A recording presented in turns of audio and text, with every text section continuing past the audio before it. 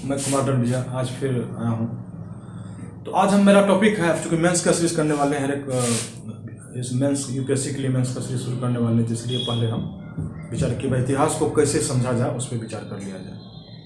अगर आप चैनल पर नए हैं तो लाइक और सब्सक्राइब जरूर कर लें, इससे मेरा भी आत्मविश्वास बढ़ेगा। मैं आशा करता हूँ कि आप लोगों का संघ लोक सेवा आयोग का परीक्षा बहुत बेहतर ढंग से गया होगा। तो हम अभी जो है अगला मेरा जो शुरू होने वाला यूपीएससी मेंस का भी सीरीज चलाएंगे और बिहार लोक सेवा का जो पीटी परीक्षा उसके लिए भी इसमें पढ़ाते हैं। तो सबसे पहला है कि इतिहास को हम कैसे समझें। इतिहास को पढ़ाने से पहले मैंने सोचा कि मेंस को ध्यान से कैसे इसको समझाया जाए। इतिहास को कैसे समझें, होता है कि इतिहास के बारे में विचारधारा है कि इतिहास को याद किया जाता है। हमारा कहना है कि इतिहास को याद करना नहीं है, वैज्ञानिक तरीके से पढ़ना है। उसके पीछे जो है सबसे बड़ा रीज़न है क्यों कोई घटना घटी तो क्यों,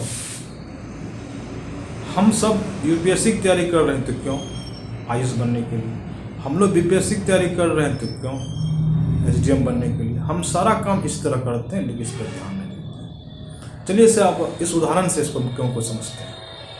तो सबसे पहला उदाहरण हम प्राचीन भारत से लेते हैं, ऋग्वैदिक काल से। ये आपके मन में प्रश्न होना चाहिए कि ऋग्वैदिक काल में लोग काबाली जीवन व्यतीत कर रहे थे क्यों, क्योंकि कृषि का उस तरह का विकास नहीं हुआ था। कृषि का विकास क्यों नहीं हुआ, क्योंकि तकनीक का विकास नहीं हुआ था। लोग पशु पर डिपेंड थे तो लोग एक जगह रह नहीं सकते थे, उसको चारे की हमेशा खोज रहते थे। जैसे ही उत्तर वैदिक काल में कृषि का विकास क्यों शुरू हुआ, क्योंकि वहाँ लोहे का तकनीक का विकास हुआ।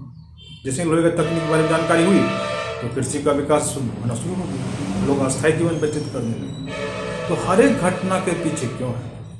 अगर इस क्यों को हम समझ लिए तो समझिए इतिहास को हम 50% ज़्यादा हम समझ लिए। अब चलिए एक उदाहरण हम मध्यकालीन भारत में लेते हैं। आप सभी लोग जानते हैं कि राजपूत क्यों पराजित हुए, सामंतवाद के कारण सभी जानते हैं। राजपूतों के नाम गतिशीलता नहीं थी, वो हाथी का ज़्यादा प्रयोग करते थे। तुर्क क्यों राजपूतों को हराने में कामयाब रहे, क्योंकि उसके पास गतिशीलता थी, वो घोड़े का प्रयोग करते थे। उसके बाद भारत में उस समय क्या था, राजपूत में सामंतवाद की प्रणाली थी, अनुवांशिक होता था पद, लेकिन तुर्कों में क्या था, इक्तादार था, वो पद अनुवांशिक नहीं था। ये भी बहुत बड़ा कारण था। तो हम क्यों को अगर समझेंगे तो हमको समझने में आसानी होगी। अब आधुनिक भारत में जाते हैं। अब असहयोग आंदोलन क्यों शुरू हुआ, सभी लोग जानते हैं, जलियांवाला बाग है ना, और कई प्रथम विश्व युद्ध के बाद महंगाई, सुधार अधिनियम 1919 से लोगों का संतोष था, और भी कई सारे कारण थे जिससे असहयोग आंदोलन शुरू हुआ था। अब खादी और चरखा का क्यों स्वतंत्रता आंदोलन ये प्रचार प्रसार हुआ, क्योंकि हमें स्वदेशी वस्त्र अपनाना था, विदेशी वस्त्र का बहिष्कार करना था। तो हर एक घटना के पीछे क्यों रहता है, और उस क्यों को हम जान जाएंगे तो हम समझिए इतिहास को एक बेहतर तरीका से समझ सकते हैं या जान सकते हैं।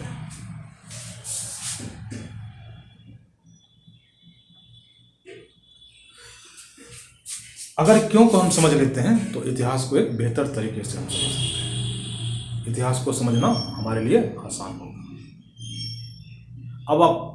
अब चलिए कोई भी किसान आंदोलन क्यों हुआ अवध में, वहाँ भी रीजन था, जमीन द्वारा शोषण। आप सभी लोग जानते हैं, पढ़ाई भी है कि जमींदार द्वारा शोषण किया जा रहा था, बुरा उसके दर अत्यधिक बढ़ चुका था। बोपला विद्रोह क्यों हुआ, वहाँ भी रीजन था।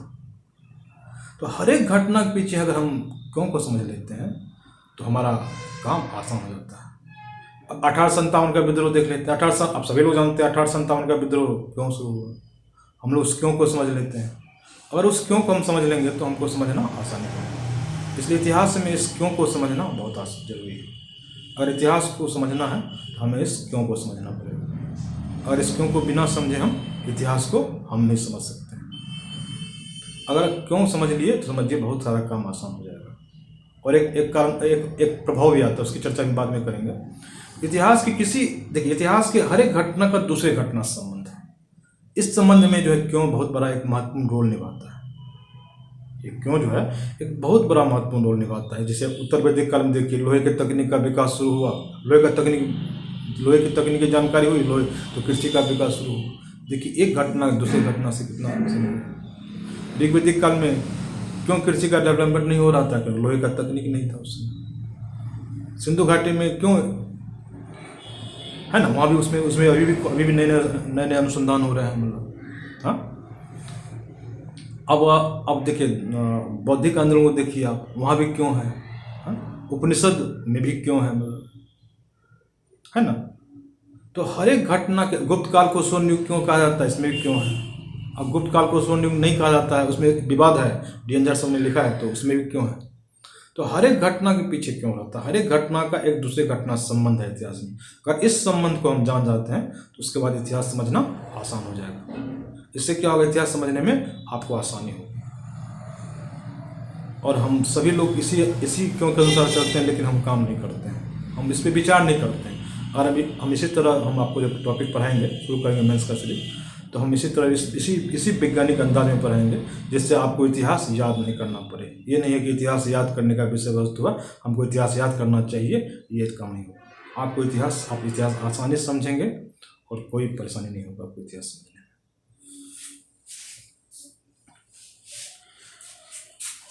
ठीक है, मैं समझ, ठीक है, धन्यवाद। अब फिर अगले भाग में इसमें मिलेंगे।